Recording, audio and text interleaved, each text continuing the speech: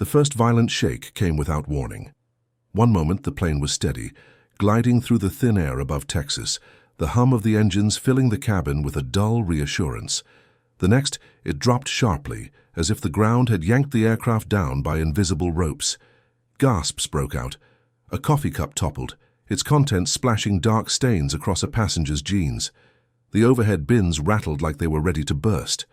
The seatbelt sign blinked red. The chime echoed, sharp and cold, but by then most people were already gripping their armrests. The recycled air smelled of burnt coffee and plastic. A baby wailed somewhere near the back, its cry swallowed by the deep groan of engines straining against turbulence. Rebecca, in seat 14C, pressed her forehead to the window. All she could see was a blur of grey cloud and the wing flexing too much for comfort. Her hands were shaking, though she tried to hide it. 2 rows up, Mark pulled his baseball cap low and muttered a prayer under his breath. The flight attendants, usually so polished and calm, moved quickly down the aisle with clipped voices and eyes that betrayed concern they couldn't fully mask. Another drop, a harder one. People shouted. A man cursed loudly, holding tight to his seat as if his grip could hold the plane together. The cabin lights flickered once, twice, then steadied again. Every second stretched into something heavier, like time itself was pressing against everyone's chest. It wasn't just turbulence. That's what some thought at first, but the crew's tight expressions said otherwise. This wasn't the routine bumps of air passengers could brush off. This was different. The plane shook again, harder than before, the kind of jolt that made every person silently consider the distance to the ground. Rebecca closed her eyes and whispered, "Lord, please." She hadn't prayed in years, not since she was a teenager. But now the words came back, fragile and trembling, like they had been, waiting inside her all this time. The crew instructed everyone to stay seated, voices loud over the intercom. But still, the unease thickened. There was something in the air beyond fear, something people couldn't name yet, and it was only the beginning. If you've ever felt that grip in your chest, that sudden awareness of life's fragility at 30,000 feet, then you'll know what these passengers were living.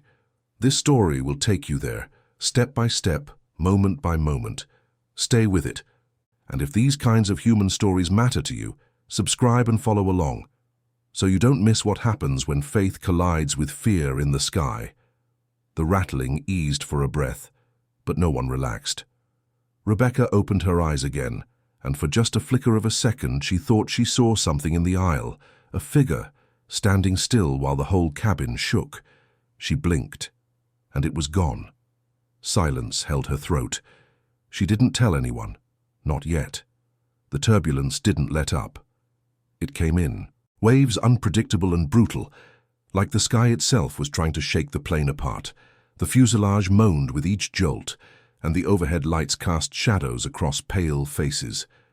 Conversations had shrunk to whispers, prayers, or silence. Captain Harris's voice came through the speakers, steady but tight. "Ladies and gentlemen, we're experiencing severe turbulence. Please remain in your seats with seatbelts fastened. We're working with air traffic control to adjust our altitude." He paused, almost like he was catching his breath before adding, "We'll keep you updated." Rebecca clenched the thin fabric of her armrest until her knuckles turned white. Her seatmate, an older man named David, kept flipping open and closing a worn Bible he had carried in his lap since boarding. He muttered passages under his breath, words carried away by the noise of rattling bins. Rebecca glanced sideways at him, wanting to ask what he was reading, but the words stuck in her throat. A loud bang cracked. Through the cabin, just a luggage bin slamming back into place, but the sound drew a collective gasp. A young woman 3 rows back screamed before covering her mouth. Her boyfriend pulled her close, eyes darting everywhere as if searching for control in a place where none existed. The flight attendants had strapped themselves in by now, their faces taut. One of them, Erin, whispered to another, "This isn't normal turbulence. Not this low, not this sudden." Rebecca caught the words, though she pretended she hadn't. Another surge. The plane tipped hard to one side, then leveled, Passengers shouted, some swore, some prayed. Rebecca felt her stomach lurch and pressed her head against the seat, trying to ground herself in the smell of fabric and the thud of her heartbeat. Her mind replayed the image from earlier, a figure in the aisle, still, calm. For that split second, it had looked like a man, not the crew, not a passenger. She thought of telling David, the man with the Bible. But she kept silent. What if fear had played a trick on her? What if she sounded insane? The engines roared louder, straining against the air. The sound filled the cabin until it felt like it was inside everyone's chest. Rebecca squeezed her eyes shut. David whispered louder now, not to her, but to someone he clearly believed was listening. I lift up my eyes to the hills. Where does my help come from? Rebecca swallowed hard. Her palms were sweating. She wasn't religious, but she knew desperation.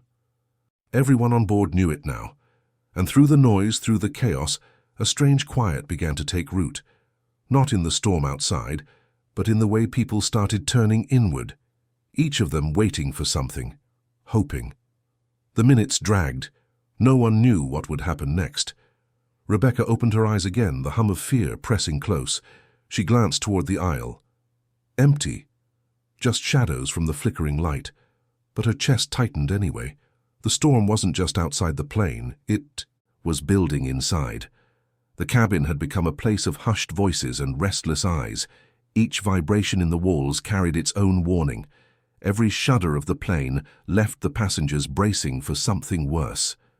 Rebecca rubbed her palms against her jeans, trying to dry the sweat. She wanted to ask the man beside her, David, about the passage he kept repeating, but the words felt heavy in her mouth. The moment she finally worked up the courage, the intercom clicked again. Ladies and gentlemen, this is your captain. Harris's voice came through, lower now, edged with a weight he wasn't hiding. We've hit a pocket of unexpected severe turbulence. We're working with controllers in Houston to find a safer altitude. We need you to remain calm and seated. The word unexpected hung in the air. No one wanted to say what they were all thinking, that the pilots didn't sound entirely sure they could fix it. A child in the back cried out, "Mum, are we going to crash?" The mother hushed. Her quickly, but her own voice cracked. People turned in their seats, not to stare, but as if the child had given shape to the fear none of them could name aloud. The air in the cabin felt thicker, warmer. Someone near the middle rows opened a vent overhead, blasting recycled air that smelled faintly metallic. The sound only added to the noise of shaking seats and overhead rattles. David clutched his Bible harder, lips moving faster now. Rebecca caught a word this time. Jesus. The name was like a spark in her memory, though she hadn't used it in years outside of frustration or habit. 2 rows ahead, a young man with earbuds yanked them out and started muttering prayers of his own, crossing himself. His girlfriend tried to copy him, stumbling through the motions. Another passenger, an elderly woman with trembling hands, whispered the Lord's Prayer, her voice shaking with each line. It wasn't loud, but soon the prayers spread like whispers carried on the current of fear. Different voices, different tones, each one rising out of desperation. Rebecca sat frozen, torn between disbelief and the pull of something deep inside she thought she'd buried. The turbulence hit again, sharp and brutal. The whole cabin jolted, heads snapping forward, drinks spilling across tray tables. The lights flickered once more, and for an instant, shadows moved across the aisle. Rebecca's chest tightened, the same flicker, the same impression as before. A figure, standing calm in the chaos. She blinked and looked again. Empty, just swaying passengers gripping their seats. David leaned close, his voice hoarse but steady. "You felt it too, didn't you?" Rebecca froze. She hadn't said a word. Before she could answer, the cabin dropped again, throwing stomachs into throats.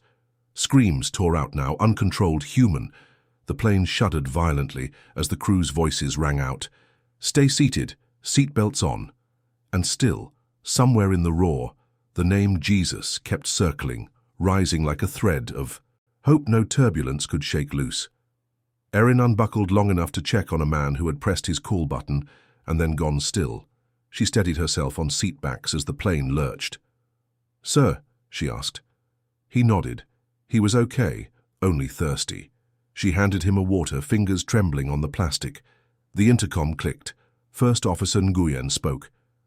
"We're deviating west to avoid a cell. Please remain seated. Flight attendants, expect continued severe turbulence." His voice was even, but Erin heard the strain. In 14C, Rebecca tried to slow her breathing. She focused on the engine sound, telling herself a steady roar meant the engines were fine. Her knees knocked the tray table. Beside her, David opened the Bible. "John," he said softly, "do not be afraid." Another slam. The nose dipped and clawed back up. The bin above them snapped, one latch hanging open. Erin moved toward it, but the plane shuddered hard enough to bite her tongue. She swallowed blood and kept going. A voice rose. From midway down the cabin, thin and shocked. "Do you see him?" Heads turned. A woman in a denim jacket stared into the aisle like she was seeing an answer. "He's right there," she breathed. "Just standing." Rebecca followed her gaze. Row 18, a patch of carpet where the drinks cart paused. Nothing. Shadows, light, the sway of the fuselage. No man. Yet her skin prickled the way it had before, as if a shape rested where there wasn't one. "Ma'am," Erin said gently, reaching her. "Keep your seatbelt." "John, okay, we're going to get through this." The woman nodded, but her eyes didn't move. "He's calm," she whispered, "like he's waiting." David leaned toward Rebecca. "You feel it too." His voice was careful, like he didn't want to scare it away. Rebecca swallowed. "I don't know what I'm feeling," Nguyen returned. "We're descending to a lower altitude. Expect 10 more minutes of rough air." A murmur ran through the cabin, relief and dread mixed together. The rows creaked like an old ship, and the warm electric smell pressed close. Across the aisle, Mark with the baseball cap lifted his head. "Look," he said. He pointed at the space where the denim woman stared. "I don't know what that is, but I feel steadier, like I can breathe." No one shouted amen. Still something shifted, so slight it might have been imagination. The pitch of the cabin dropped from panic to a low hum.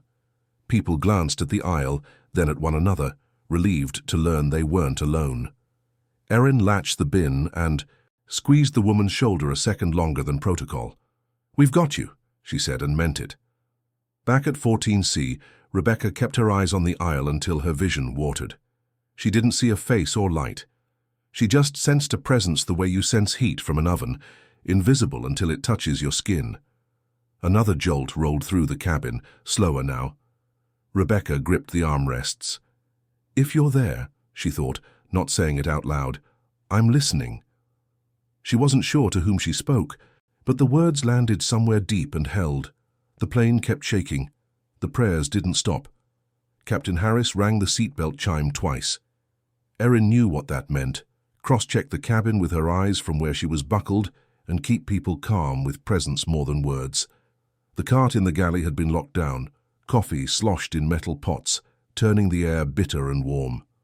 Somewhere near row 22, a phone recorded with its lens peeking over a headrest. "Folks," Harris came back on, "we're coordinating with Houston Center for a smoother altitude. We may divert if the line of weather continues building. Stay seated. Flight attendants, remain secured." His voice was steady, the kind of calm that has to be practiced when your instruments won't stop dancing. Rebecca felt every tremor in her bones. The turbulence had changed character, less sudden, more rolling, like the plane was riding the back of something alive. She glanced at David's Bible. He held it open to John, finger, pressed to a verse he didn't read out loud, as if keeping his place in more ways than one. "Did you see him?" a man whispered across the aisle. He wore a faded polo and the same fear as everyone else. The denim jacket woman nodded without turning. "Yes," she said, breath thin. "He wasn't moving, like the shaking wasn't for him." A teenager 2 rows back snorted. "It's just lighting," he said, voice too loud. His mother squeezed his wrist. "Be respectful," she whispered, as though volume could tempt fate. Mark pushed his cap back and leaned into the aisle. "I don't know about seeing," he said, "but I felt something when I looked there. Different from panic. Like when my old man held my shoulder at the funeral, and I finally took a full breath." He blinked hard and settled again, embarrassed by the honesty that had slipped out. The plane shuddered, cabin lights dimming and then returning to a flat glow. A baby cried, then hiccuped into stillness. Erin unclenched her jaw. She could feel her heartbeat in her tongue where she'd bitten it. She checked the latches above her again, all locked. From the cockpit, Nguyen radioed a request to descend. Weather radar showed a broken line of returns that looked manageable, and then not at all. He adjusted course 10 degrees. The autopilot clicked off for a moment. One chime, a high, clinical sound, and he flew by hand while the air went from rough to choppy to rough again. He thought of his wife's last text. Pick up milk. Small things like a handrail you grab on the way down the stairs. "Lord, help," someone near the back said, voice small but plain. Not performative, just human. It didn't start a chorus. It didn't need to. A few heads bowed, others stared at nothing. A woman wiped at her cheeks like she could erase what was happening by removing the evidence. Rebecca rubbed the heel of her hand into her sternum to ease the tightness. The aisle felt like a thin road in a storm, ordinary carpet, ordinary lighting, and still the pull of it. When she tried to picture a face standing there, her mind refused. She got only the idea of presence like heat coming from an oven before you open the door. She hated that it comforted her. David spoke without looking away from the page. "Sometimes faith is just choosing where to look," he said. "Even if your eyes don't land on anything you can prove." His tone carried no pressure, only weariness and hope sharing the same seat. A man behind them pressed the call button. Erin unbuckled, for 3 steps, enough to lean forward, knuckles on seat backs. "Sir?" He had panic in his eyes and a wedding band he kept spinning. "I think I'm having an attack," he said. "I can't get air." Erin measured her words with the rhythm of the plane. "You are getting air, look at me." She matched his breathing. "In through your nose, out slow." The plane rolled. She steadied herself and waited with him until his shoulders fell a fraction. He exhaled and whispered, "Thank you." She nodded once, retreated and buckled in again. The act of helping someone grounded her more than any announcement. Another voice, softer than the rest, floated forward. He was barefoot. People turned, some with annoyance, some with hunger. The speaker, a quiet man with wire-rimmed glasses, shrank under the attention. I might be wrong, it was a second, but I thought I saw feet. Bare." He flushed. "That doesn't make sense. Don't listen to me." No one laughed. The detail was absurd and ordinary at the same time. It lodged in Rebecca's mind like a pebble in a shoe. Harris returned. "We're looking at options for San Antonio or Dallas if conditions worsen. We still expect improvement in the next 10 minutes. He paused. "Thank you for your patience." He could not say more. Words have weight when the floor won't stay still. The aisle remained empty, yet it felt occupied by what people needed. Some needed a miracle and found a memory. Some needed a savior and found a steady breath.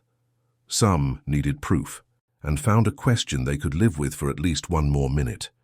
The shaking eased a notch. Several passengers glanced down the aisle in the same second, as if called. Rebecca did too. She did not see a figure. She felt her spine loosen anyway, a millimeter at a time.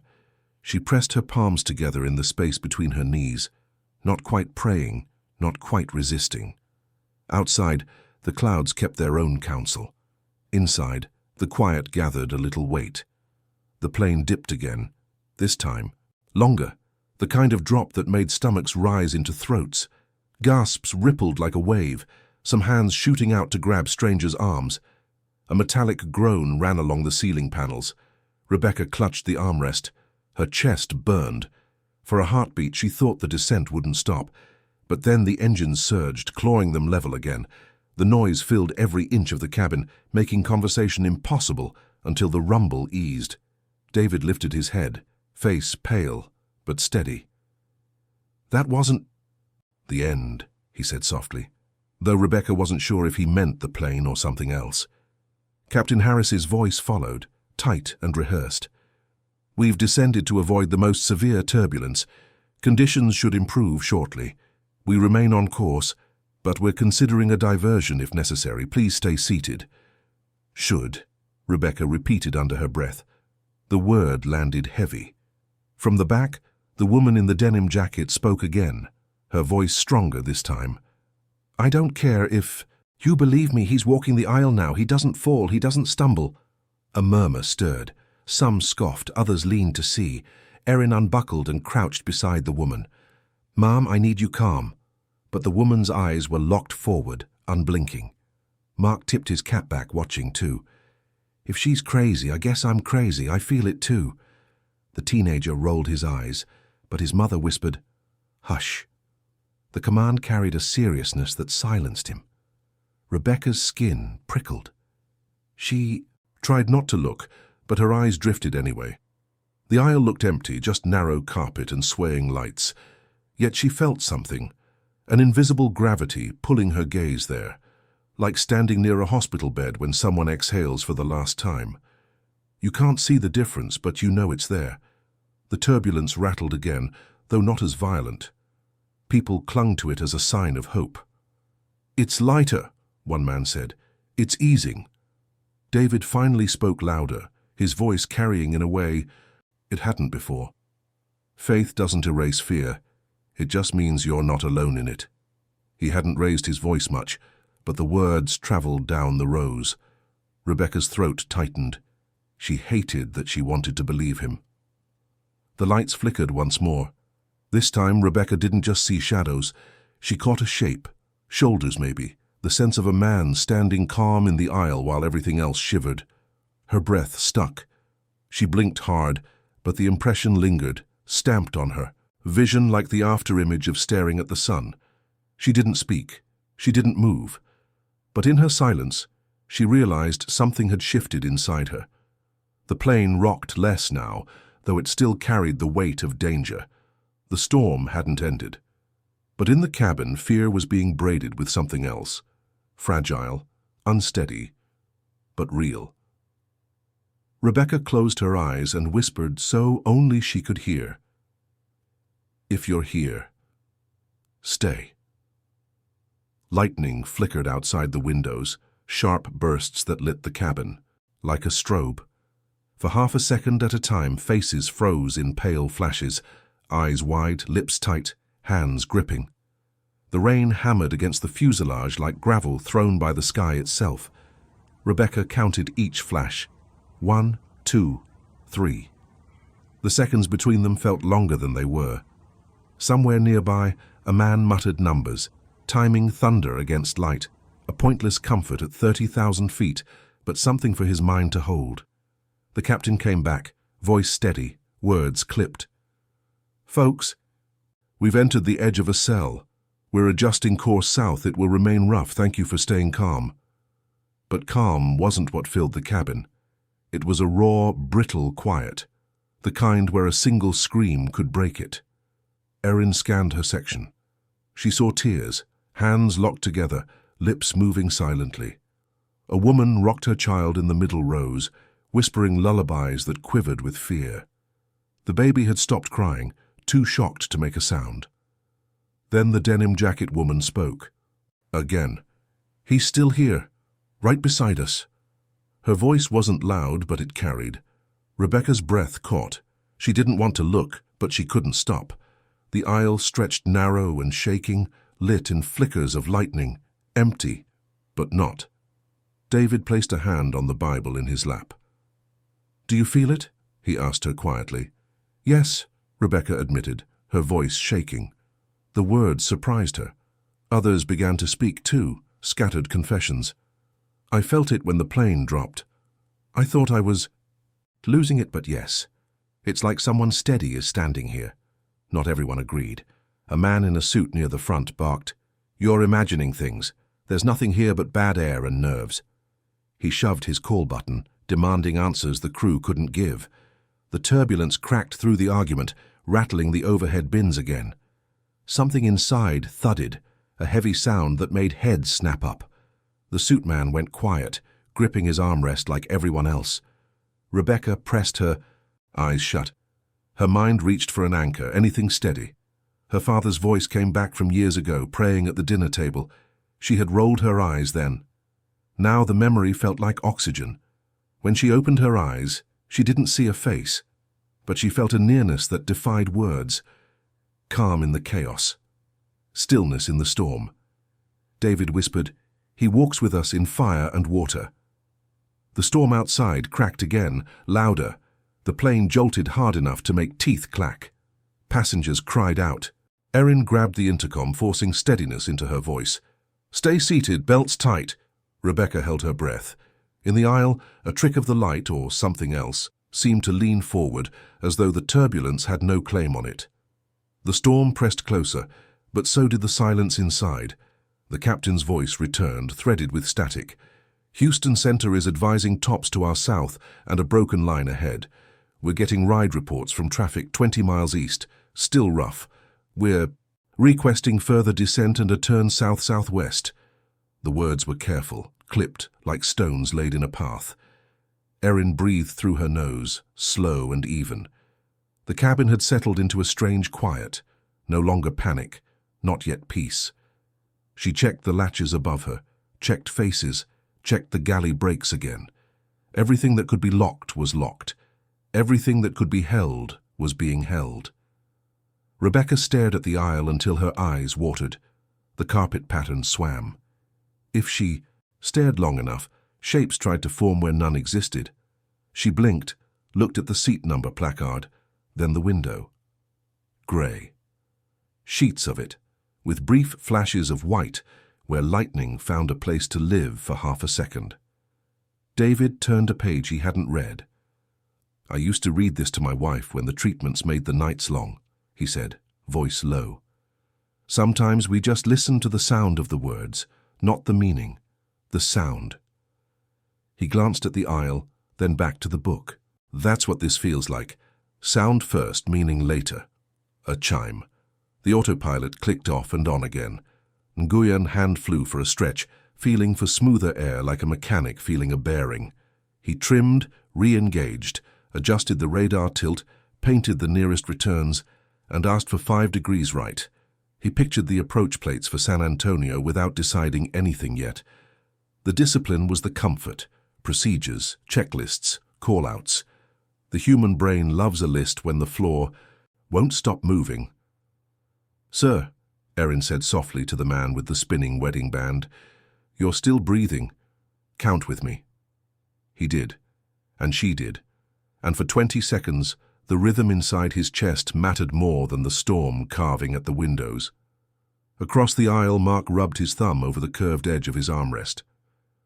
"When my dad was sick," he said to no one in particular, "the hospital hallway smelled like raincoats and coffee. I'd walk it and feel watched over, like someone taller was beside me." He shrugged at his own words, embarrassed. "Feels like that now, I don't have better language."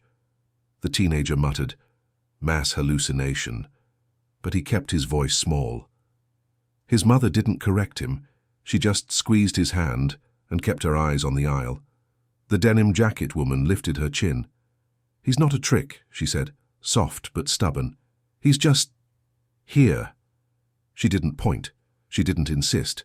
She talked like someone reporting a weather condition. "Wire-rim glasses, man." Cleared his throat. "Barefoot," he whispered again, then shook his head as if dismissing himself. "Forget I said that." Another roll swept the cabin, trough to crest. Overhead bins creaked in a long, low chorus. A pen dropped and rattled under seats. Someone's phone buzzed uselessly against a plastic armrest, searching for towers that didn't exist up here. Harris came back on. "Ladies and gentlemen, we're evaluating a diversion to San Antonio to get you on the ground sooner if conditions persist. We'll let you know as soon as we have a decision. Thank you for staying seated." The words steadied people more than the air did. A plan, even a tentative one, can be a handrail. Rebecca touched the side of her neck and felt the hammer of her pulse. She didn't see a face in the aisle. She saw absence that felt like presence, and it comforted her against her will. She wasn't proud of that. She didn't care. David finally read aloud, quiet and plain. "Take courage. It is I. Do not be afraid." He didn't add who said it. He didn't need to. A few heads bowed, not in show, just to shelter the moment. Erin checked her watch, then the rose, then the watch again. Seconds stretched. The shaking eased, then returned. A man near the front apologized to no one for cursing earlier.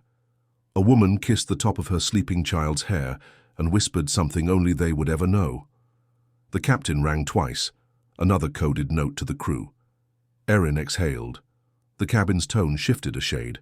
Lighter, as if someone had opened a window in a house you couldn't leave. People still stared, still braced, still feared, but under it, something held. Rebecca finally spoke into the hum of engines and breath. "If you're there," she said, not loud, not showy, "I'm not running." No one answered. The calm didn't flood in. It just deepened by a finger's width, like water added to a glass that was always meant to be fuller than it looked. Outside, the storm still owned the sky. Inside, Acclaim owned the aisle. The plane rode both. The cockpit smelled faintly of hot plastic and coffee gone bitter. Captain Harris tapped the radar screen with 2 fingers, then glanced at Nguyen. "San Antonio's closest with workable weather. Fuel margin looks good. Let's brief." Nguyen nodded, voice steady as he called up the approach plates.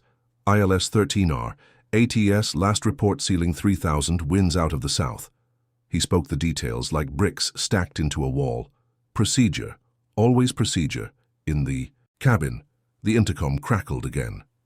"Ladies and gentlemen, for safety we are diverting to San Antonio. Expect continued turbulence on descent. Thank you for your patience." The announcement brought no applause, no cheers, just a low murmur, some relief, some fear. People had wanted a plan, but the thought of dropping into more storm air shook them too. Rebecca pressed her palms together, knuckles white. She hadn't prayed in years, but her body moved as though it remembered. She whispered words, without form, more longing than language. The denim jacket woman whispered again, louder this time. "He's walking forward. I swear he is." Her eyes shone, reflecting the cabin lights. Mark tilted his head toward her. "If he is, maybe that's why we're still in the air," he muttered. No one corrected him. The teenager finally snapped. "You're all delusional. There's no one here." But his voice cracked, betraying fear he couldn't hide. His mother hushed him with a fierce look, then folded his hand inside hers. David lifted his Bible again, reading low, steady. Rebecca caught fragments. "Peace, storm, be still." Each word cut through the groan of the fuselage. The plane jolted again, harder, pitching a bag loose from the bin. It slammed onto the aisle. Erin lunged, strapping herself free long enough to shove it under a seat, heart pounding as the aircraft swayed. She buckled back in, chest heaving, eyes darting. The man with wire-rimmed glasses whispered, "Bare feet don't slip.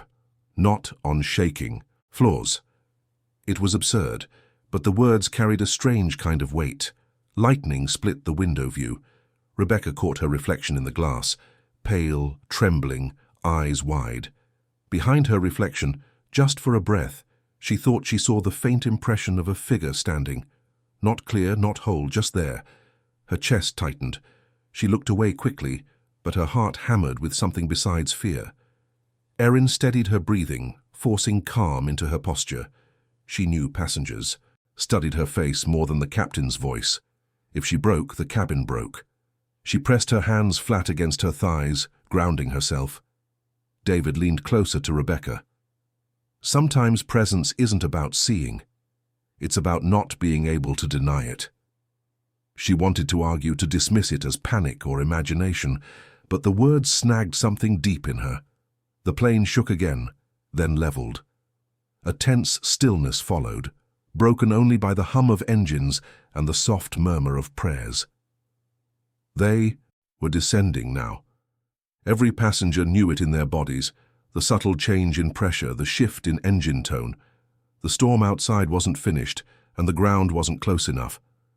Rebecca closed her eyes. She didn't know if anyone walked the aisle, but she knew this. She wasn't the same woman who had boarded hours earlier. Something was breaking inside her, and something else was forming in its place. The descent felt different. Not a fall, but a controlled slide through rough layers that slapped the fuselage in tired bursts. Lights held a worn yellow. Coffee and warm plastic hung in the air. Vents hissed over tight faces. San Antonio approach, Flight 671, descending 12,000 for 10, Harris said, voice level. Nguyen trimmed, steady on a world that wouldn't stay still. Outside, grey on grey. Erin scanned her rows. People met her eyes like that alone could hold the airplane together. The denim jacket woman gripped her buckle and stared at the aisle. Mark kept his cap in his lap, head bowed, listening to something inside him. Rebecca worked a breathing rhythm, 4 in, 2 hold, 6 out. David read low, more sound than meaning. Take courage. Do not be afraid. The words laid a thin floor under her feet. The plane shivered, then steadied. Flaps whined. 671, left heading 180, maintain 8,000, expect ILS 13 right. Harris read it back. Procedure stacked on procedure. Rebecca looked at the aisle and felt steadiness rise. No face, no light. Only a calm that returned when she stared down the thin road between seats. A long roll rattled the bins and set off seatbelt creaks. Erin pressed the intercom. Cabin crew secured. Passengers remained seated. She breathed like she'd taught the man with the wedding band. He nodded back. Panic moved a few inches away. Wire-rimmed glasses man studied the carpet. Bare feet still, he murmured, then added clearer. I don't need to be right. I just need to be held. Together 10 more minutes. A few nodded. 9,000? 8.5, Nguyen called, setting the localizer. Harris briefed the missed approach because discipline plans for the moment the ground refuses you. He pictured runway lights through rain, flare, roll, reverse, a long, slow exhale. Gear down. The thunk and whir traveled the cabin, proof the ground was more than a theory. A woman across from Rebecca began to cry. Rebecca passed a tissue. The woman squeezed her fingers, grateful for the small, ordinary kindness. Rebecca didn't speak to whatever might be in the aisle. She kept looking when fear spiked, the way you fix on a horizon when the sea turns your stomach. It didn't cure it. It gave her a direction. They crossed another band of rain. Light smeared. The cabin dimmed, brightened, then settled.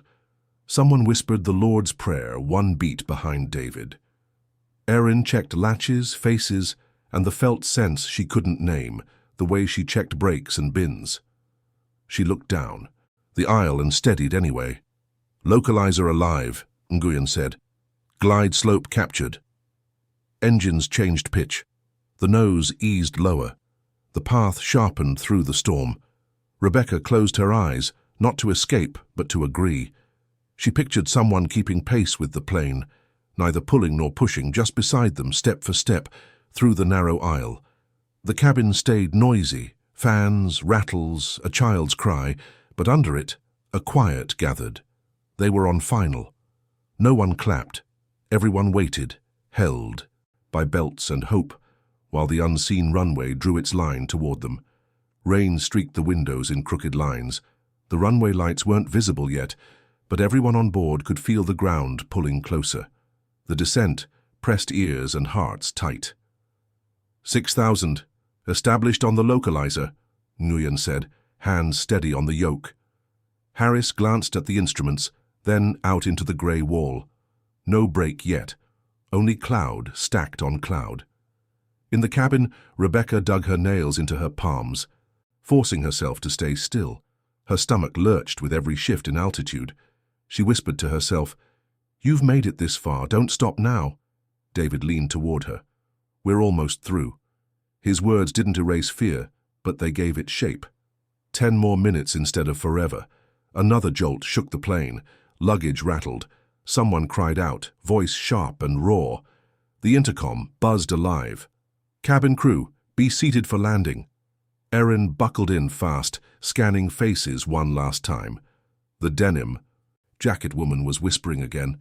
He's still walking. The words rippled like a current through nearby rows. Mark tilted his chin, eyes wet. Then let him walk us down, he said. Rebecca's throat tightened. She wanted to close her eyes, but something made her look. The aisle was lit by thin overhead lights, swaying shadows cutting across the carpet. Empty, and yet not. A calm pressed against her chest, as real as the belt across her waist. The teenager muttered, "This is just panic." But his voice shook. His mother squeezed his hand tighter. "It's okay to believe in something when the ground feels far away," she whispered.